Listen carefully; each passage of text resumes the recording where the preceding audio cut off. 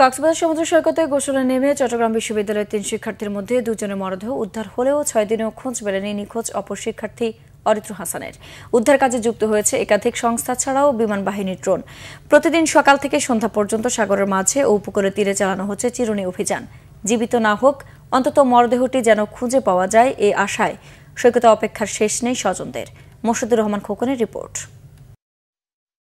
গত 8 জুলাই সকালে চট্টগ্রাম বিশ্ববিদ্যালয়ের ডেভেলপমেন্ট স্টাডিজ বিভাগের 5 শিক্ষার্থী কক্সবাজার বেড়াতে যান।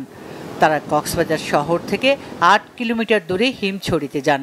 সেখানে 3 বন্ধু গোসল করতে গিয়ে ঢেউয়ের তোড়ে নিখোঁজ হন। তাদের মধ্যে KM সাদমান রহমান সাবাব ও আসিফ আহমেদের মরদেহ আলাদাভাবে উদ্ধার হলেও এখনও নিখোঁজ 22 বছরের শিক্ষার্থী অরিত্র হাসান।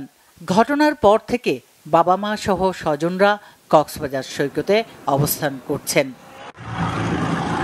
নিখোঁজের পর থেকে কক্সবাজার জেলা প্রশাসন, লাইফগার্ড ও বিচ কর্মীদের বিরামহীন উদ্ধার অভিযান। পাশাপাশি গত শনিবার থেকে উদ্ধার অভিযানে ড্রোন দিয়ে যুক্ত হয়েছেন বিমান বাহিনীর সদস্যরাও। স্পিডবোট নিয়ে মহেশখালী, সোনাদিয়া, নাজেরা টেক সহ আশেপাশের এলাকাতেও চলছে তল্লাশি। বিচ তাহলে এখানে কেন লাল পতাকা থাকবে না?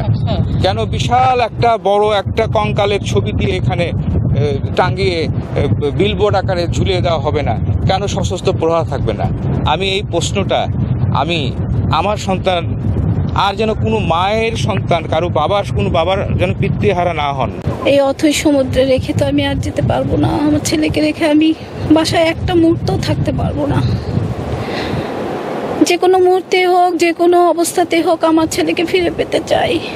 সমুদ্রে দুর্ঘটনার কারণে এ পর্যন্ত যারা মারা গেছেন এর বেশিরভাগ মরদেহ পাওয়া গেছে। সর্বস্তরে আমরা চারদিক থেকে চেষ্টা করতেছি ডেড বডিটাকে উদ্ধার করার জন্য এবং ডেড বডি কোথাও আটকে আছে কিনা বা কোথাও থেমে আছে কিনা এটা ফাইন্ড আউট করার জন্য আমরা আশা করতেছি আমরা উদ্ধার করতে পারব। কক্সবাজার সমুদ্র সৈকতে অসাবধানতা বশত গোসলে নেমে গেল কোরবানির ঈদ থেকে এ পর্যন্ত 11 জনের মৃত্যু হয়েছে। আগামীতে পর্যটকদের মৃত্যু রোধে প্রশাসন সহ সংশ্লিষ্টদের প্রয়োজনীয় কার্যকর পদক্ষেপ নেওয়ার দাবি ভুক্তভোগীদের। Bangla vision news desk.